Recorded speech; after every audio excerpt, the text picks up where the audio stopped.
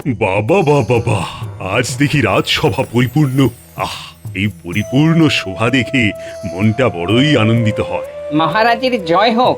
নবাব বাহাদুরের একটা পত্র আছে মহারাজ। পড়ে ফেলো শুনি, নবাব বাহাদুর কি বলতে চান? মহারাজ, রাজ্যে খুব দুর্যোগ ঘনিয়ে আসছে। ইংরেজ সেনা মুর্শিদাবাদ আক্রমণ করবে বলে তৈরি হচ্ছে। এই সময় নবাব বাহাদুর তার সমস্ত অঙ্গরাজ্যকে খবর দিচ্ছে নবাবের পাশে দাঁড়াবার জন্যে, যাতে ইংরেজদের এই যুদ্ধে পরাস্ত করতে পারে। এই সকাল সকাল একটা সুযোগ এসেছে, এটাকেই ভালোভাবে হাতে নিতে হবে। মহারাজ, রাজসভা শেষ হবার পর আপনার সঙ্গে দীর্ঘ আলোচনা করব। নবাব বাহাদুরের দূত আজ রাতে বিশ্রাম করুক, কাল সকালে আমরা আমাদের মতামত জানিয়ে দেব। মতামত আবার নতুন করে জানানোর কি আছে? আমরা তো ইংরেজদের সঙ্গে লড়বো নবাব বাহাদুরের হয়ে। সে তো বটেই মহারাজ, কিন্তু তবুও একটা আলোচনার প্রয়োজন আছে। দূত, তুমি বিশ্রাম নাও। মহারাজ কাল সকালে তার মতামত জানাবেন। যথা আজ্ঞা মহারাজ। আচ্ছা, কিছু একটা পরিকল্পনা মন্ত্রীর দুষ্টু মাথায় ঘুরপাক খাচ্ছে। মহারাজ, একটা প্রশ্ন মন্ত্রী মশাইকে করতে চাই, যদি আপনি অনুমতি দেন মহারাজ। তুমি আবার প্রশ্ন করবে? আচ্ছা বেশ, কর কর কর।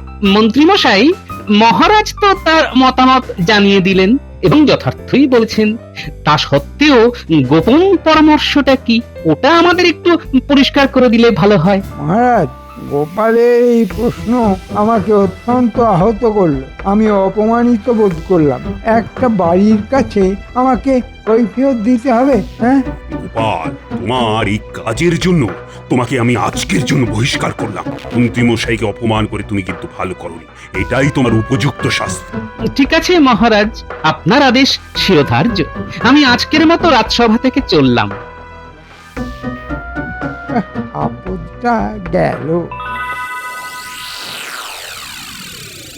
কি গো, এত তাড়াতাড়ি রাজসভা থেকে ফিরে এলে? আজ মহারাজ ভালোবেসে একটু তাড়াতাড়ি ছুটি করে দিলেন গিন্নি। ভালোবেসে ছুটি? কি কেন গো?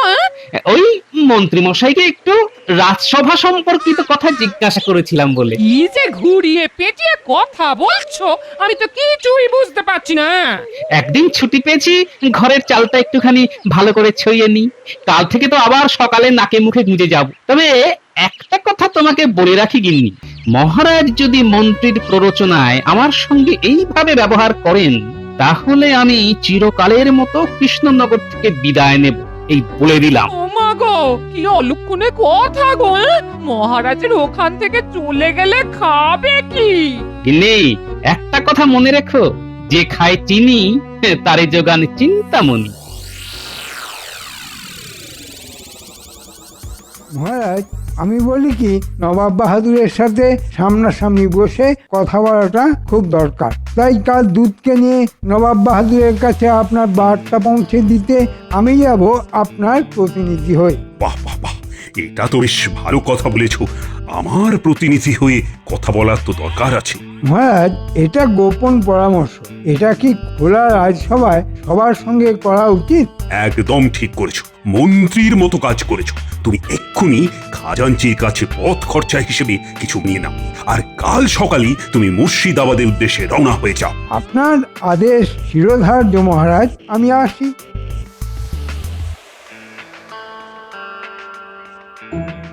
আপনি নাকি আজ রাজসভায় গোপালকে বহিষ্কার করেছেন? কেন মহারাজ, গোপাল কি এমন অন্যায় করলো? সীমাহীন অপরাধ রানী। গোপাল প্রশ্রয় পেয়ে পেয়ে মাথায় উঠে দাঁড়িয়েছে, রাজকার্যে বাধা সৃষ্টি করে। আপনি গোপালকে যাই করুন না কেন, গোপাল কিন্তু এই কৃষ্ণনগরের একটা সম্পদ। সেটা আপনি আজকে না বুঝেন, ভবিষ্যতে বুঝবেন। আর এই যে মন্ত্রী, যার প্রতি আপনার এই অগাধ বিশ্বাস, সেটা খুব তাড়াতাড়ি চলে যাবে, এটাও আমি আপনাকে বলে দিলাম।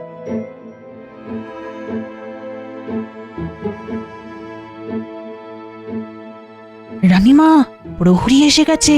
প্রহরী, তুমি এক্ষুনি যাও গোপালের কাছে, বলবে কালকে একান্তে আমার সঙ্গে দেখা করতে।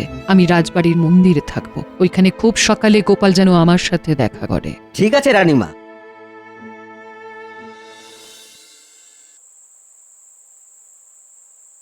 রানীমা তোমায় কত বিশ্বাস করে না? রানীমা তো এই কৃষ্ণনগরের মা গিন্নি। তাও তুমি কৃষ্ণনগর থেকে চলে যাবে বলছো? হ্যাঁ, অনেক দুঃখে বলেছি গো গিন্নি। না, আর বলবো না। গোপাল দাদা, গোপাল দাদা, গোপাল দাদা, কাল রানীমা রাজমহলের মন্দিরে থাকবেন। তুমি কাল খুব সকালে রানীমার সঙ্গে দেখা করো। প্রহরী, তুমি রানীমাকে গিয়ে বলে দাও যে আমি নির্দিষ্ট সময়ে মন্দিরে উপস্থিত থাকবো।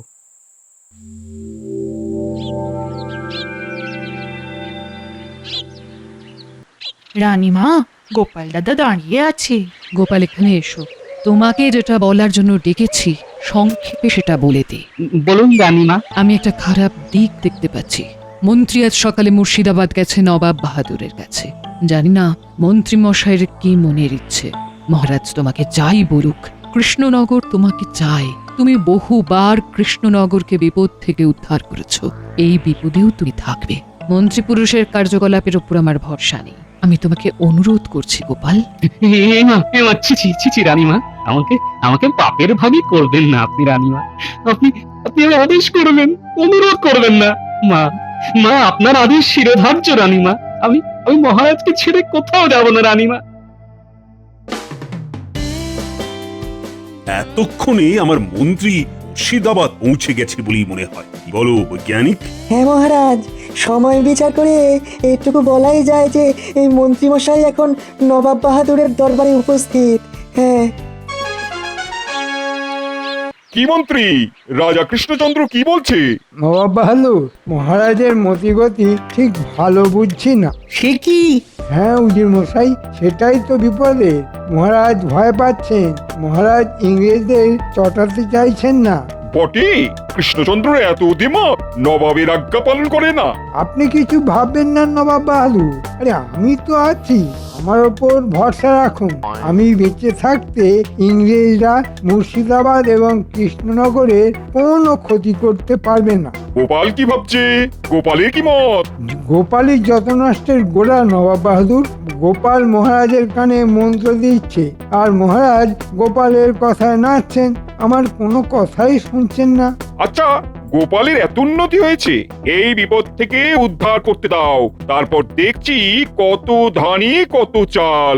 নবাব বাহাদুর, আমার একটা আর্জি আছে আপনার কাছে। নির্ভয় তুমি তোমার আর্জি জানাও আমার কাছে। আমি জান প্রাণ দিয়ে আপনার পাশে দাঁড়িয়ে ইংরেজদের সাথে লড়ব। বিনিময়ে শুধু কৃষ্ণনগরের মহারাজা আমাকে বানিয়ে দিন। তুমি আমার জন্য এতটা করবে, আর আমি তোমাকে এইটুকু দান করতে পারবো না? কথা দিলাম, ইংরেজদের হারিয়ে দিয়েই আমি মহারাজকে গদিচ্যুত করব, আর তোমাকে সেই সিংহাসনে বসাবো। জয় জয় নবাব বাহাদুরের জয়। একটা বাঁধা টপকালাম।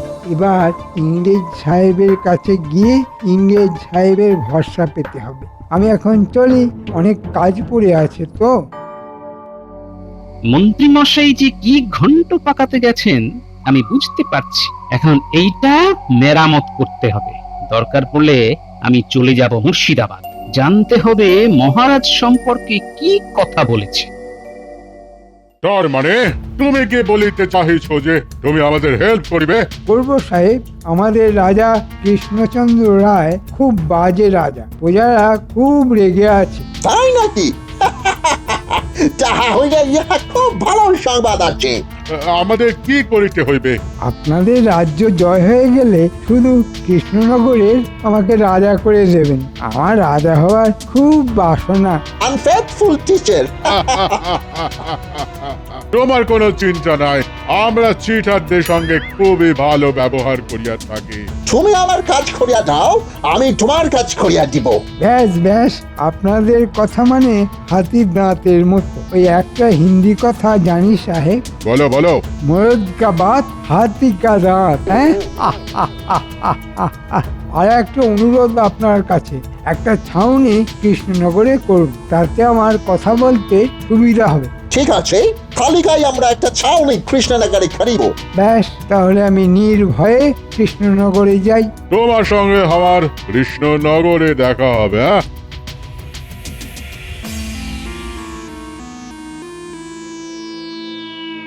গোপাল, তোমার উপরে আমার অগাধ বিশ্বাস। আমি কয়েকদিন ধরেই দেখছি তোমার সঙ্গে মহারাজ, মন্ত্রীমশাই এবং আরও বাদবাকি সভাসদরা খুব খারাপ ব্যবহার করছে। ছাড়ুন তো সব, আমার চিন্তা অন্য জায়গায়, বুঝেন? মন্ত্রী মশাই কতটা খারাপ কথা মহারাজ সম্পর্কে বলেছেন সেটাই আন্দাজ করতে পারছি না, ওটা জানতে হবে। কিভাবে জানবে?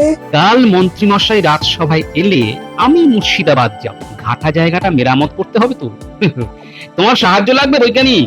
গোপাল, আমি কৃষ্ণনগর, মহারাজ এবং তোমার জন্য সব সময় তৈরি থাকি। আমি জানি বৈজ্ঞানিক।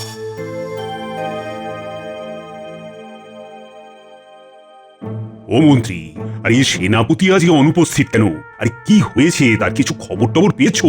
মহারাজ, সেনাপতির প্রচন্ড জ্বর, বমি এবং তার সঙ্গে তার হাতে পায়ে জল শুকোচ্ছে না। কেন কেন কেন? হাতে পায়ে জল শুকোচ্ছে না কেন? তার মানে মহারাজ ওই সেনাপতি সকাল থেকেই ঘর বাইরে করছে আর কি, তাই তার হাত পায়ের জল আর শুকোচ্ছে না। তাই তো, এ তো বড় চিন্তার বিষয়। রাজবৈদ্য বরং সেনাপতিকে একবার দেখে আসবে। আমি সকালে খবর পেয়ে প্রথমে ওই সেনাপতির ঘরে গিয়ে দেখে তারপর ওষুধ দিয়ে এসেছি মহারাজ। বাবা বাবা বাবা, খুব সুন্দর কথা। তাহলে ওষুধ পড়েছে নিশ্চিত হওয়া গেল। কেমন দেখলে? খুব দুর্বল মহারাজ, তবে তবে বিশ্রাম নিলে ঠিক হয়ে যাবে। বেশ বেশ বেশ। তা মন্ত্রী, এবার কথায় আসি। মুর্শিদাবাদে সব কুশল মঙ্গল আছে তো? আমি সব কুশল মঙ্গল করেই এসেছি মহারাজ। সেটা কতটা আমাকে দেখতে হবে, কালকেই আমাকে মুর্শিদাবাদ ছুটতে হবে। মহারাজ, সেনাপতি যখন নেই, যুদ্ধের সব দায়িত্ব আমি নেব। বলো কি? তুমি যুদ্ধের দায়িত্ব নেবে? বাবা বাবা বাবা বাবা। আমি একবার গোলাখানায় যাই, কত বারুদ আমার আছে সেটা দেখে আসা কর্তব্য। এই সময় যখন সেনাপতি নেই, তখন যুদ্ধ লাগতে পারে। মন্ত্রী, আমি আমি আনন্দে আত্মহারা হচ্ছি। যত তোমাকে দেখি ততবার আনন্দ পাচ্ছি। যাও যাও যাও, দেখে এসো। আমি এই যাচ্ছি আর এই আসছি। আবার কিছু একটা ঘাপলা করতে গেল, এসে বলবে গোলা বারুদ নেই। আমি নিশ্চিত যে যোগ্য হাতে কৃষ্ণনগরের ভার আছে। কি বলো পণ্ডিত? সে আর বলতে মহারাজ, আমাদের মন্ত্রী সব দিক থেকে চৌকস। মহারাজ, সর্বনাশ হয়ে গেছে। গোলাখানায় বারুদ গোলা সব শূন্য। এক্ষুনি কিছু অর্থের প্রয়োজন, আমি বারুদ গোলা নিয়ে আসি। এইসব কাজে কোনো অনুমতির প্রয়োজন নেই। যাও যাও যাও, খাজাঞ্চির কাছ থেকে যত টাকা লাগে নিয়ে গোলা বারুদ নিয়ে এসো। মহারাজ, আমি এক্ষুনি লোক পাঠিয়ে গোলা বারুদ মজুত করছি। রাত্রিবেলা সব গোলা বারুদ ইংরেজদের শিবিরে নিয়ে যেতে হবে। সাহেবদের হাতে তুলে দিয়ে ওখান থেকে কিছু অর্থ নিয়ে নেব। বাহ, দুয়ে দুয়ে চার, ঠিক হয়েই যাচ্ছে।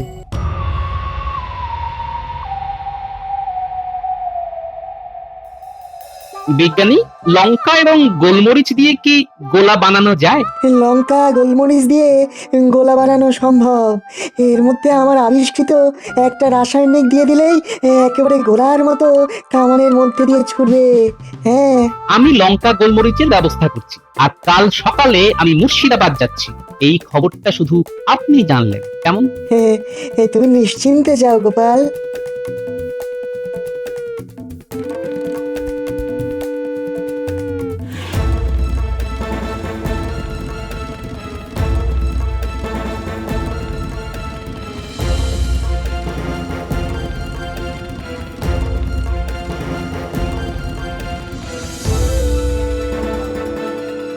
পুটি, এই পুটি, এই বাড়ি আছিস নাকি? হ্যাঁ, বাড়ি আছি। ভেতরে এসো গোপাল দাদু। কিছু খবর আছে গো গোপাল দাদু। হ্যাঁ, শোন, তোদের সবার সঙ্গে আমার দরকার আছে। প্রথমে কাল থেকে চুপিসারে শুকনো লঙ্কার গোলমরিচ গুঁড়ো করতে হবে, বুঝলি? শুকনো লঙ্কা আর গোলমরিচ? হ্যাঁ, আর পুটি, তুই তোর সব বন্ধুদের বলে দিবি তারা যেন সবাই শুকনো লঙ্কা আর গোলমরিচ গুঁড়ো করতে শুরু করে দেয়। আমার অনেক লঙ্কা গুঁড়ো আর গোলমরিচ গুঁড়ো লাগবে, সব পরে বলবো। তোদের কাজ মন্ত্রীকে চোখে চোখে রাখা, বুঝতে পারলি? বুঝতে পেরেছি গোপাল দাদু, তুমি নিশ্চিন্তে থাকো।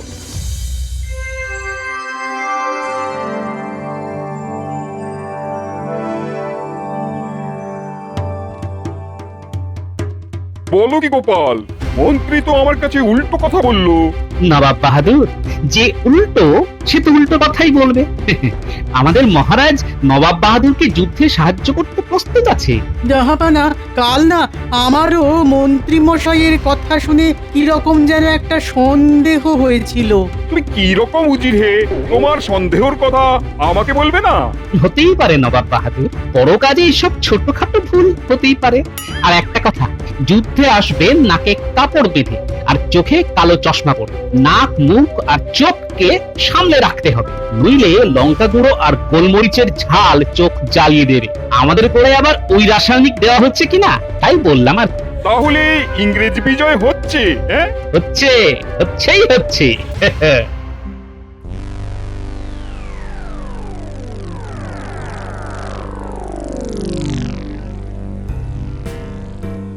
আমি একটা উপহার নিয়ে এসেছি সাহেব। তুমি আমাদের উপহার দিতে আসিয়াছ, কি উপহার দিবে? রাজবাড়ির ভেতর থেকে গোলা বারুদ নিয়ে এসেছি আপনার হাতে তুলে দেব বলে। বাহ বাহ বাহ, তুমি বড় ভালো মানুষ আছে, তুমি আমাদের বন্ধু আছে। আমি আমার কথা রেখেছি সাহেব, আপনারাও আপনাদের কথা রাখবেন তো? নিশ্চয়ই নিশ্চয়ই, আমরা চিটারদের খুব খুব ভালো উপহার দিয়ে থাকি। খুব ভালো। কবে আক্রমণ করছেন?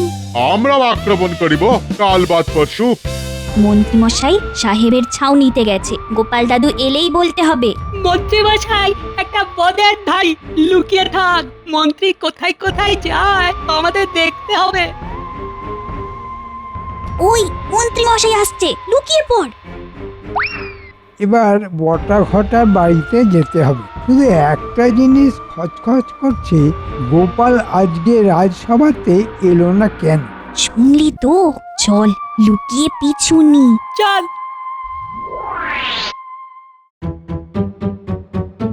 মহারাজ, গোপালকে জিজ্ঞাসা করুন কাল গোপাল কাউকে কিছু না বলে কামাই করেছে কেন।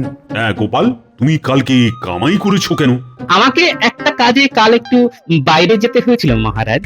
একজনকে ভূতে ধরেছে তো, তার জন্য ওঝার বন্দোবস্ত করতে গেছিলাম। কাকে আবার ভূতে ধরেছে? ভূত তাড়িয়েছো? ওঝা ভূতের ব্যাপারটা বুঝতে পেরে গেছে, একটু সময় নেবে। খুব ধুরন্ধর ভূত তো।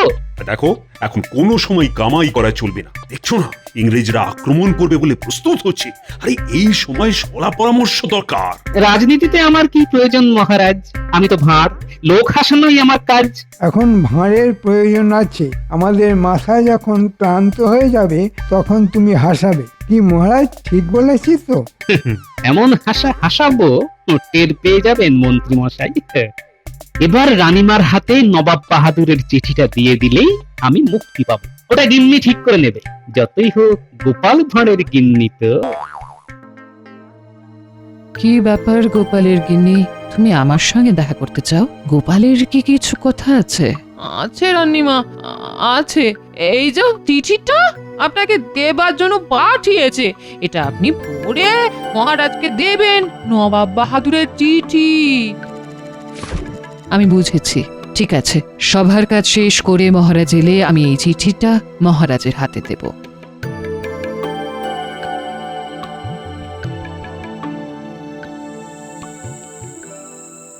ব্যাস, আমার বানর সেনার দল লঙ্কা গুঁড়ো আর গোলমরিচ গুঁড়ো দিয়ে গেছে। হ্যাঁ, আমার গোলাও প্রস্তুত। একটা গোলাই যথেষ্ট। ব্যাস, আমরা নিশ্চিন্ত। নবাব বাহাদুরের চিঠিটা পড়লেন? পড়লাম। আমি তো ভাবতেই পারছি না রানী, আমার মন্ত্রী এতটা বদমাশ। গোপালের তুলনা নেই। মহারাজ এতক্ষণে জেনে গেছেন আশা করি। অসৎ মানুষ জিততে পারে না।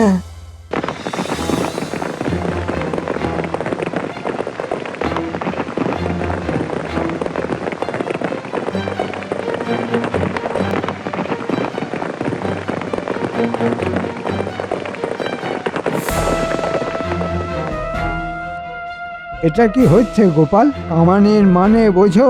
হ্যাঁ, কামান। মান ছাড়া কামান হয়? গোপাল, সব কামান ঠিকঠাক বসেছে তো?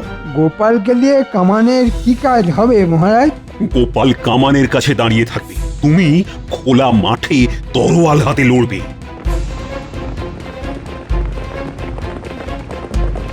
আমি আমি দূরবীন দিয়ে দেখতে পাচ্ছি ইংরেজরা আসছে ঘোড়া ছুটিয়ে।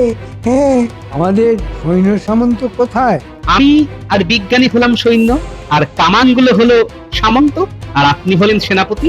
নিন মহারাজ, মুখে কাপড় আর চোখে চশমা পরে নিন। চালাও কামান, গুম!